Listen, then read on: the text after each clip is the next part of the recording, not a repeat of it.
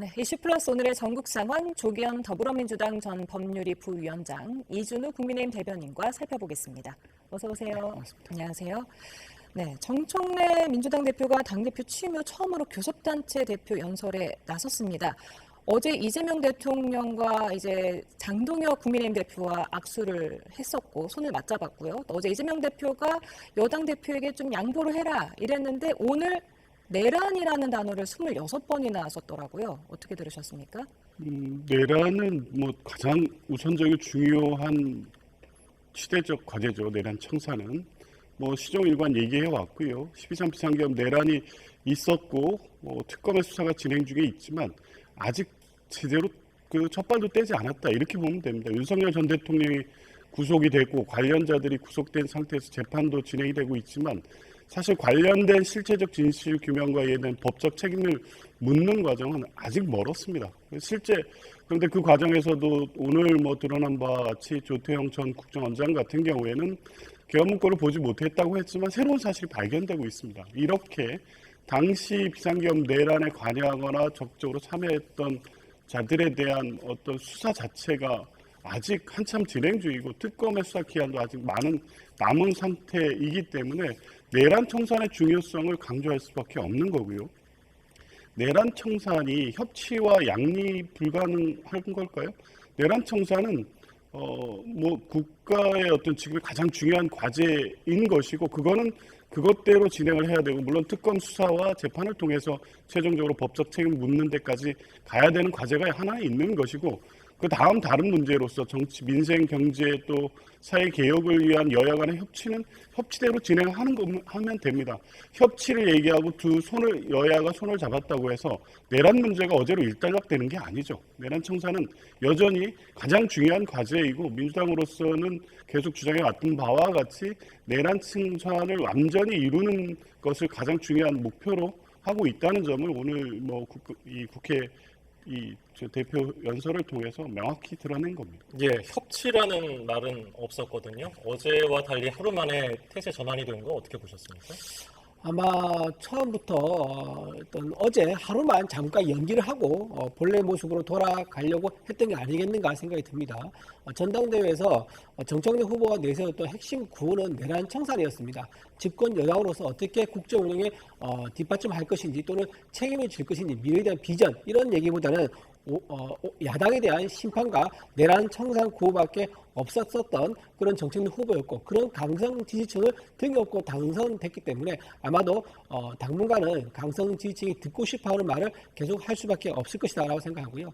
저는 오늘 이번에 좀 두 가지 면에서 말씀드리고 싶은데 형식 면에서 좀 삿대질하고 손가락질한 것은 정말 아니었다고 말씀드리고 싶습니다.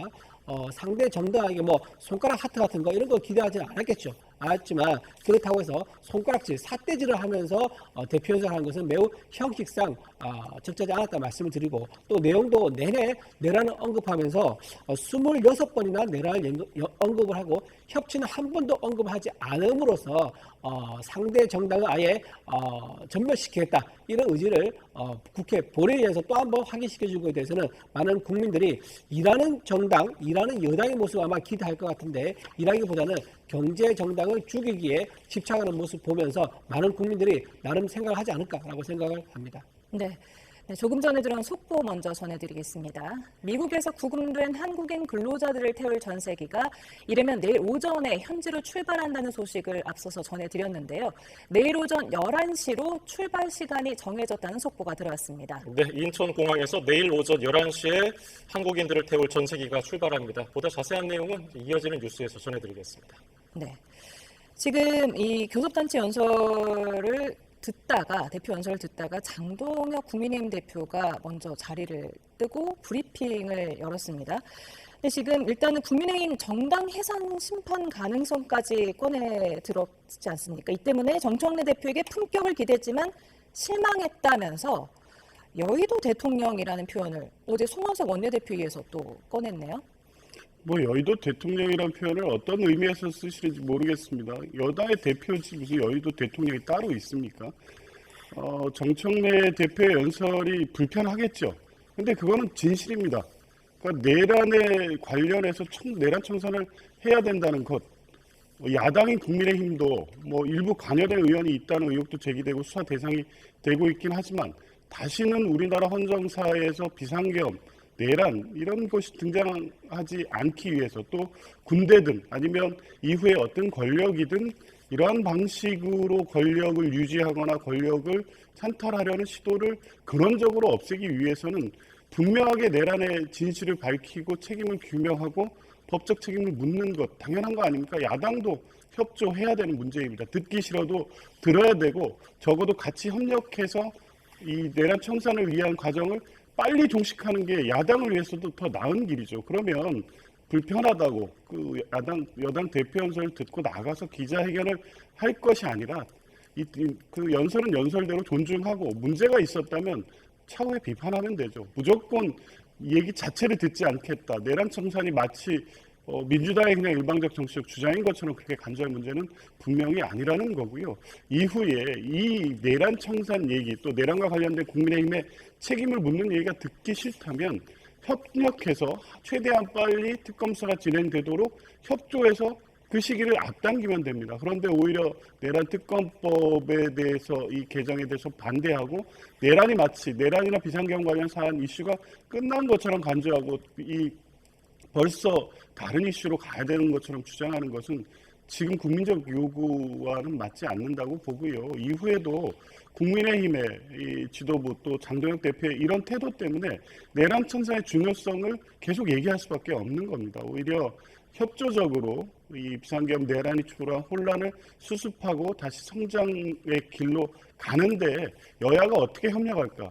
이게 협치의 진정한 모습이 아닐까 싶습니다. 예, 이준석 개혁신당 대표는 쇼츠용 자극적인 말들만 있었다면서 비판을 했는데요. 이건 어떻게 보셨습니까? 쇼츠의 특징이 좀 있죠. 쇼츠는 일단 과장된 내용을 담고 있고 되게 공격성이 아주 많습니다. 왜냐하면 짧은 시간에 시선을 끌어야 하기 때문에 전체적으로 연설이 뭐 50몇 분 되는 연설이었지만 사실상 보면 과장되고 공격적인 그런 성향이 뚜렷했기 때문에 쇼츠 같았다. 그런 말을 하는 게 아닌가 싶고요. 또 이제 알고리즘도 의식을 할 수 있겠죠. 무슨 말이냐. 이제 자기 지지층 개딸들이 특히 좋아요를 누를 만한 그런 선동 또는 감정적인 그런 말들을 많이 내뱉음으로써 지지층 내에서 그 알고리즘이 추천돼가지고 도는 즉 퍼주기에 좋은 그런 이제 멘트를 의식을 한 게 아니겠느냐 이제 그렇게 얘기를 할 수 있고요. 또 하나 이제 쇼츠라는 저 말의 특징은 뭐냐면 생각할 시간을 주지 않습니다.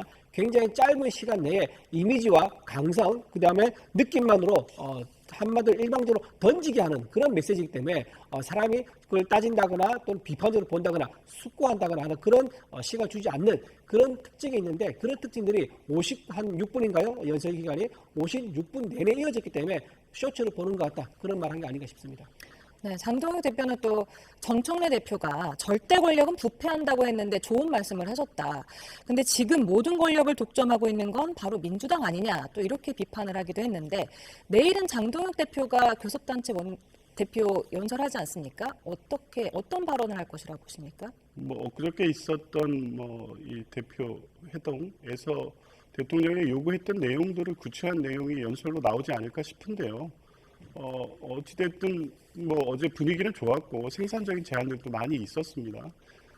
그런데 적어도 그 정청래 대표의 연설에 대해서는 저렇게 강한 어조로 비판했지만 이에 대해서 화답하는 내용이 있었으면 좋겠습니다. 개인적 소망입니다. 그냥 내란 청산을 더 이상 언급하지 말라고 할 것이 아니라 시급히 이 문제를 넘어서서 헌정 질서를 회복하고 아까 말씀드렸던 것 같이 다시는 비상계엄 같은 사태가 우리 헌정사에 발생하지 않도록 여야가 같이 협력하자.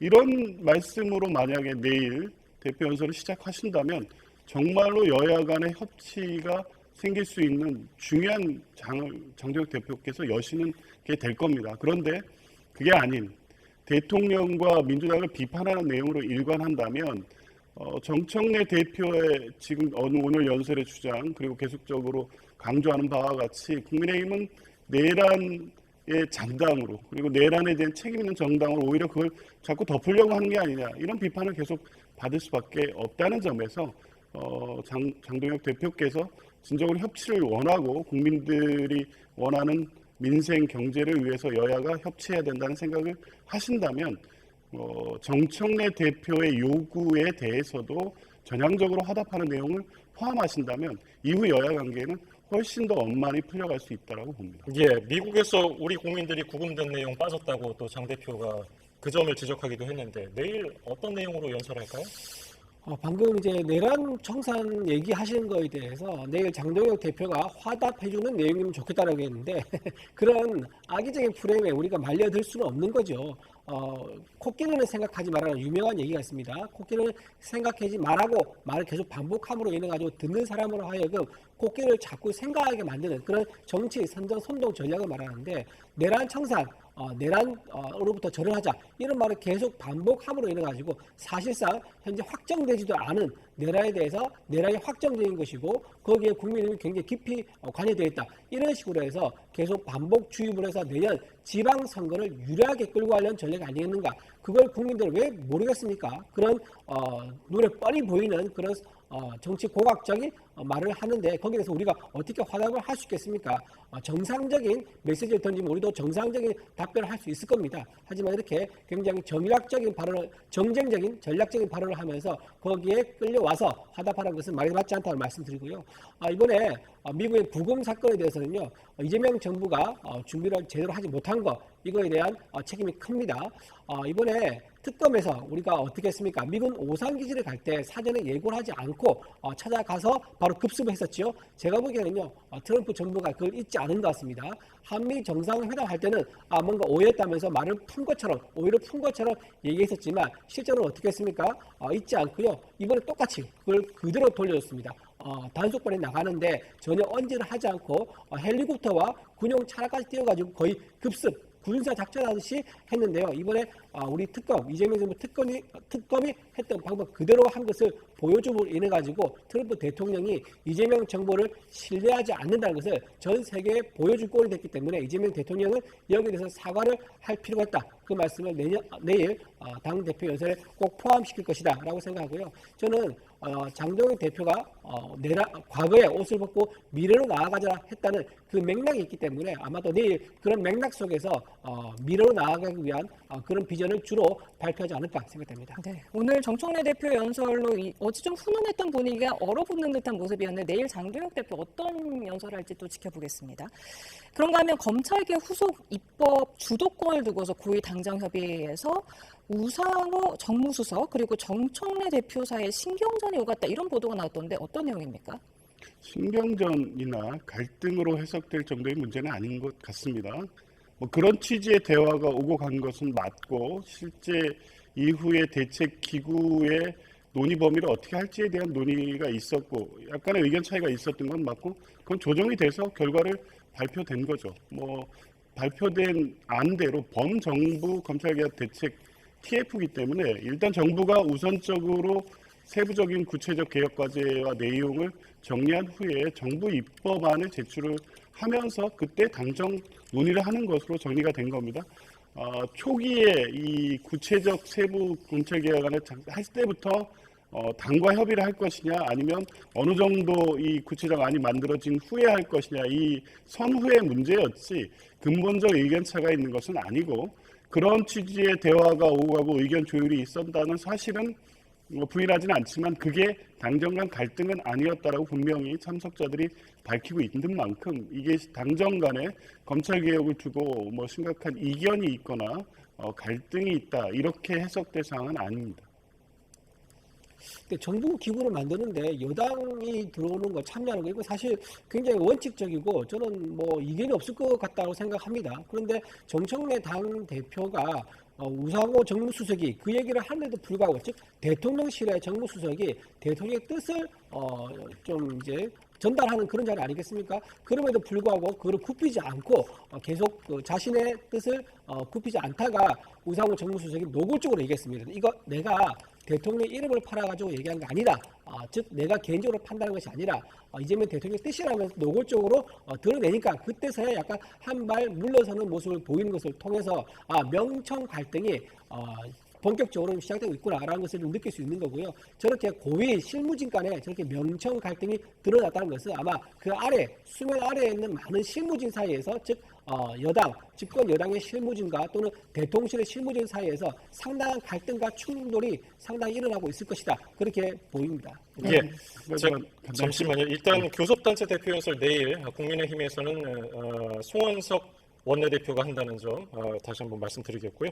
네, 말씀하시죠. 예, 그 당청 간의 갈등이 있다. 이걸 또 명청 갈등이라는 네이밍해서 계속 그 비판을 하는데 그러길 바라시겠죠. 그런데 윤석열 정부 때의 당정 관계처럼 대통령의 뜻이 그냥 기계적으로 관철하는 당정 관계에는 원래 그렇게 성립돼 있지 않습니다. 당정 간에 어떤 개혁 과제 등에 대해서는 논의를 할 때에는 당이 우선할 거냐 정이 우선할 거냐를 논의를 통해서 정해가는 과정인 것뿐입니다. 그리고 지금 말씀하신 대로 하면 정청래 대표의 어떤 당이 검찰 개혁까지 우선 과제에 논의 첫 단계부터 관여하면 국민의힘으로는 환영할 만한 일이 아닐 텐데 왜 이 갈등인 것처럼 부각시키는지 모르겠고요. 이건 매우 정상적인 논의의 과정이다. 이게 갈등이나 또 대통령과 정청래 대표 간의 어떤 근본적인 어떤 의견 차이가 존재하는 것처럼 하는 것은 그냥 국민의힘의 일방적 기대이지 실제 사실관계에는 맞지 않다는 말씀 드립니다. 네.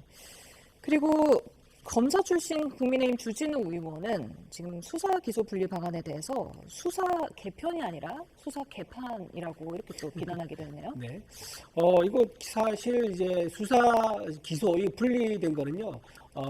그 4.19 때 그때 이제 만들어진 겁니다. 그 전에는 경찰도 수사와 기소를 다 할 수 있었습니다. 그런데 그렇게 하니까 너무 수사와 기소가 남용되는 문제가 있었기 때문에 좀 권한을 제한할 필요가 있다 하면서 그때부터 쭉 이어져 온 거거든요.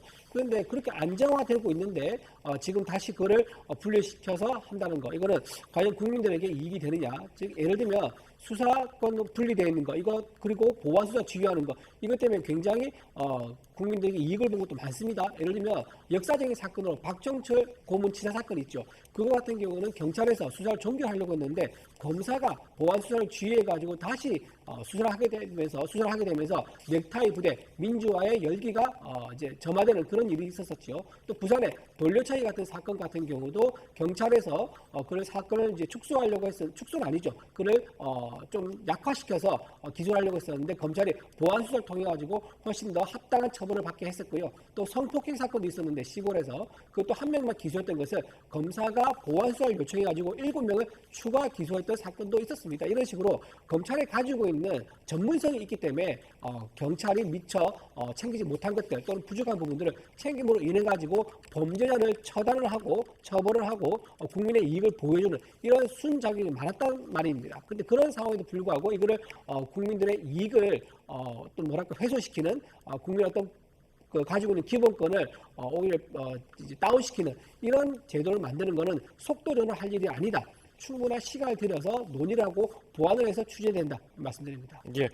자, 그리고 민주당에서 추진하고 있는 내란 특별재판부 관련해서 여당 내에서 처음으로 공개 비판 목소리가 나왔는데요. 듣고 오시겠습니다.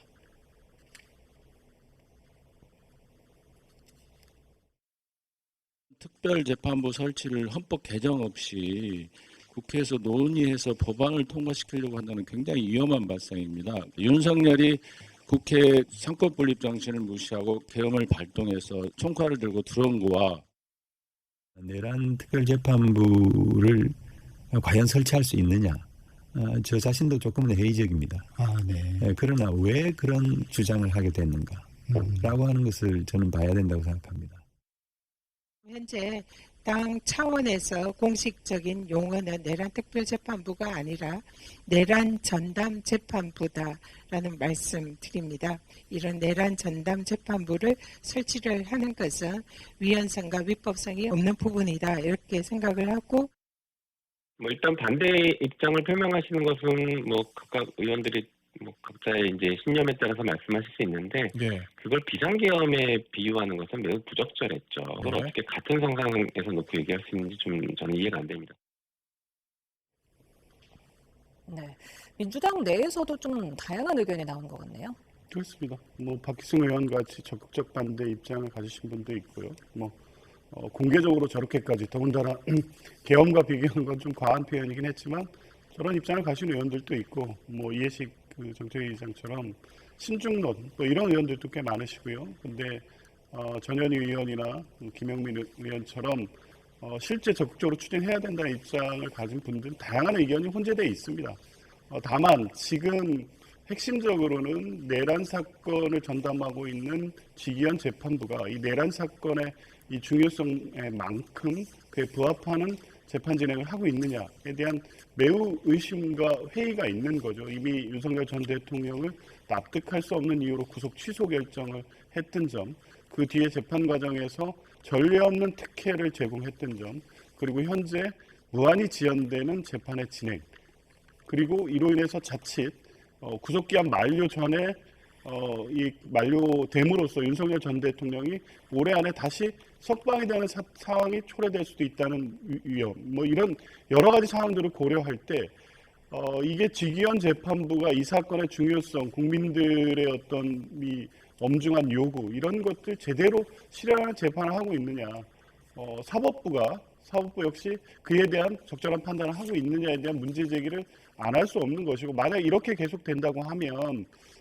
특검이 아무리 좋은 수사를 해서 기소를 한다고 해도 재판 과정에서의 이 내란 사건의 실체 규명이라든가 책임 추궁이 희석될 가능성이 매우 높다는 판단이 분명히 있는 겁니다. 그래서 이제 당내에 강한 요구가 있는 것이기 때문에 법원이 이에 대해서 신뢰할 수 있는 조치를 취하고 명확히 화답을 한다면 이걸 법을 통해서 추진하는 것까지는 하지 않아도 됩니다.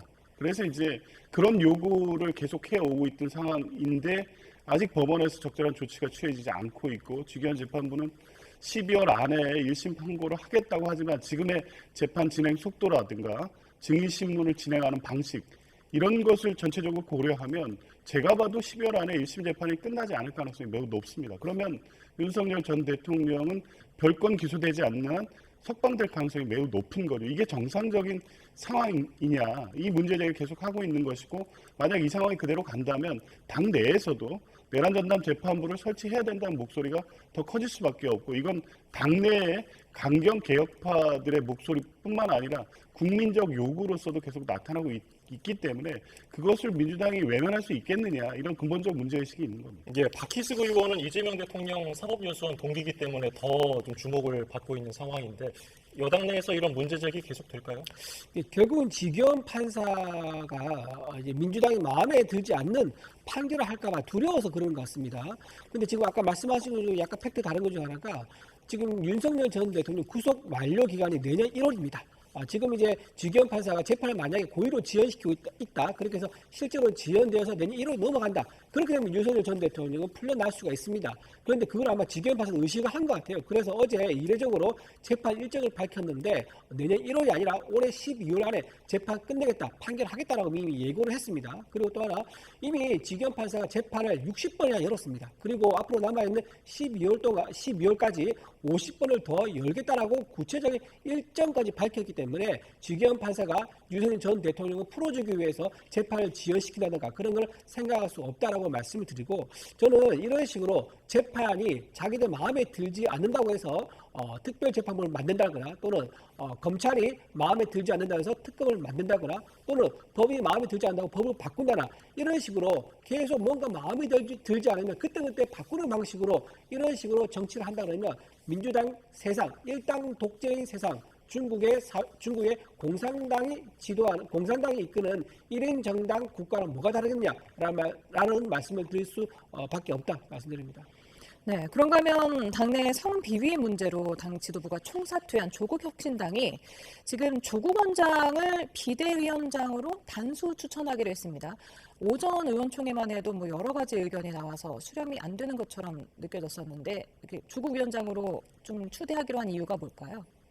결국 조국혁신당은 조국 전 대표와 사실 동일하게 볼 수밖에 없기 때문에 결국 이 사태를 수습할 수 있는 힘도 조국 전 대표로부터 나올 수밖에 없다, 이렇게 판단한 것 같은데 저는 뭐 선뜻 납득하기는 어렵습니다. 조국 전 대표도 이 8.15 사면 복권 이후에 이 사안에 대해 인지하고 있음에도 불구하고 피해자를 보호하고 사안 처리에 적극적으로 나서지 않은 부분에 대한 비판이 피해자들로부터 나오고 있는 상황에서 과연 이 사안을 납득할 만한, 피해자가 납득하고 국민이 납득할 만한 해결책을 내놓을 수 있느냐, 뭐 그런 노력을 한다고 하더라도 조국 전 대표 본인에 대한 책임론도 같이 불거진 상황에서 당 내에 이 명확하고 엄정하게 책임을 묻고 본인에 대한 책임론에 대해서도 납득할 만한 설명을 내놓고 이게 쉽지 않기 때문에 일단 한켠으로 물러서고 다른 비대위를 구성한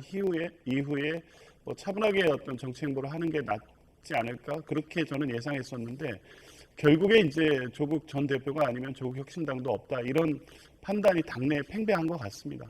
12명의 현역 의원이 계시지만 여전히 조국 혁신당은 조국 전 대표의 정당이라는 걸 다시 한번 확인할 수밖에 없는데 과연 이 선택이 기대하고 예상했던 좋은 결론으로 이어질지는 지켜봐야 될 것 같습니다. 예, 불과 2달 뒤 11월에 전당대회 열기로 했었는데 조국 원장이 조기 등판한 셈이에요. 어떻게 보셨습니까? 그래서 지금 이제 비대위원장이 만약 된다 그러면요, 비대위원장하고 11월에 있는 전당대회 그대로 출마해가지고 또 전당대회 거치면서 당 대표가 되는, 사실상 지금부터 당 대표 역할을 하게 되는 그런 상황이라고 말씀드릴 수 있고요. 근데 참 조국 혁신당 입장에서는 참 답답할 겁니다. 조국 혁신당 사실상 1인 정당 조국 대표라는 그런 이제 영향이 큰 인물을 내세워서 상당히 흥행몰이를 해서 12석이나 차지한 정당이지만 그 이후로는 존재감이 굉장히 미미합니다. 조국 혁신당에서 조국이 빠지고 감옥 간 사이죠. 빠지니까 어떤 메시지도 없고 어떤 이제 역할, 존재감도 드러내지 못했던 그런 정당인데 조국 대표가 돌아옴으로 인해 가지고 어떤 존재감을 드러내는가 싶었는데 성비위 사건이 터짐으로써 사실상 조국 전 대표가 그 성범죄 사건 가해자의 편을 들어줘서 이거 공범 아니냐, 성비위를 덮어주는 공범 아니냐, 또는 2차 가해를 방조한 공범 아니냐 이런 지적까지 받고 있는 상황인데 정상적인 정당이라면 그런 상황에서는 조국 전 대표를 앞에 간판으로 내세우지 않겠죠. 하지만 조국 전 대표가 없다면 조국 혁신당도 없기 때문에 울며 겨자 먹기 식으로 조국 전 대표를 다시 내세울 수밖에 없는 그런 상황이 된 것 같은데 아마도 국민들은 이번 성비위 사건에 대해서 조국 전 대표가 보여줬던 위선적인 행동이라든가 또는 실망스러운 모습 때문에 아마도 딱히 조국 혁신당에는 조국 전 대표가 돌아와도 크게 좋은 지지율이라든가 좋은 어떤 그 인상을 주기는 어렵지 않을까 생각합니다. 네. 최근 들어서 여권 내부에서 지대한 영향력을 행사하고 있는 김어준 씨에 대해서 좀 논란이 확산되고 있는데 노무현 전 대통령 사위죠. 더불어민주당 곽상원 의원이 지난 1년간 김어준 씨 유튜브에 출연하지 않은 민주당 의원이 65명에 불과하다는 내용의 한 언론 보도 내용을 인용을 하면서 자신이 그 중에 한 명이다. 그리고 이런 유튜브 방송이 유튜브 권력자라면 저는 그분들께 머리를 조아리며 정치할 생각이 없다. 이렇게 또 말했네요. 유튜브 권력자 또 머리를 조아리면서 정치하지 않겠다. 이 표현이 적정한지는 모르겠습니다. 김어준 씨가 여권 지지자들 내에서 절대적 영향력을 가진 유튜브 방송인이라는 것은 다 아는 사실이고 그 언론의 분석도 곽상원 의원의 지적처럼 상당히 많은 민주당 의원들이 출연을 하고 현안과 관련된 이슈에 대해서 김어준 씨 방송을 통해서 이 메시지를 전하고 있습니다. 그러면 그만큼 김어준 씨가 갖고 있는 영향력을 민주당 의원들이 이용하고 활용하는 측면도 있는 거죠. 거기 방송에 출연한다고 해서 김어준 씨의 생각과 의지를 당에 관철하는 통로처럼 이용되는 것은 아니기 때문에 굳이 이제 그렇게까지 해석할 문제는 아니고 다만 이제 당 일각에서의 우려는 분명히 있는 것은 사실입니다. 너무 이 김어준 씨가 설정하는 의제의 방향대로 당이 끌려가는 게 아니냐 이렇게 문제 제기하는 분들이 분명히 있긴 하지만 실제 방송에 출연해서 의원들이 하는 얘기들도 당의 상황과 현실 그리고 이런 것들을 지지자들에게 이 매체를 통해서 전달하는 이 기능도 있기 때문에 그렇게 일방적으로 마치 상황 내지 정치적 영향력 김어준한테 잘 보여서 정치적 생명이나 영향력을 키워가기 위한 어떤 이렇게 소극적인 행태로 방송 출연하는 것은 아니다. 좀 이렇게 과하게 비판적으로 볼 것이 아니라 이 부분을 잘 활용해서 지지자들과 소통하는 방식으로 활용하는 것이 분명히 효과가 있기 때문에 많은 의원들이 이 방송에 출연하는 부분도 분명히 있다는 말씀을 드립니다. 예, 유튜브 관련해서 야권에서도 다른 얘기지만은 한동훈 전 대표가 계속해서 라이브 방송하고 있는데 박정화 의원이 가볍고 한가해 보인다고 지적을 하니까 한 전 대표 일리 있는 얘기다 뭐 이렇게 답변하기도 했어요. 뭐 앞으로 한 전 대표는 어떻게 라이브 방송 계속할까요? 이제 박정화 의원이 이제 친한계로 분류되지 않습니까? 이제 친한계 분류되는 분이 좀 한가해 보일 정도로 굉장히 우려되는 이제 지적을 했는데 또 한동훈 대표가 한동훈 계파가 분리되는 또 갈등 있는 듯한 모습을 보이지 않기 위해서 받아주고 그냥 웃고 넘어가는 그런 모습이 보인 것 같습니다. 한동훈 전 대표가 이례적으로 이번에 장동혁 당 대표가 당선되니까 잘하길 기대한다라고 하면서 덕담을 건네지 않았습니까? 아마도 이 결과에 본인이 수용할 수밖에 없는 그런 이제 지지율, 그러니까 한동훈 후보가 특정 후보로 밀었음에도 불구하고 압도적인 결과가 나오지 않고 예전같지 않은 영향력을 보여줬기 때문에 본인이 현재 자기가 가지고 있는 영향력을 많이 줄어든 영향력을 인정하지 않을 수 없는 상황이다라는 것을 이번에 보여줬다 생각이 들고요.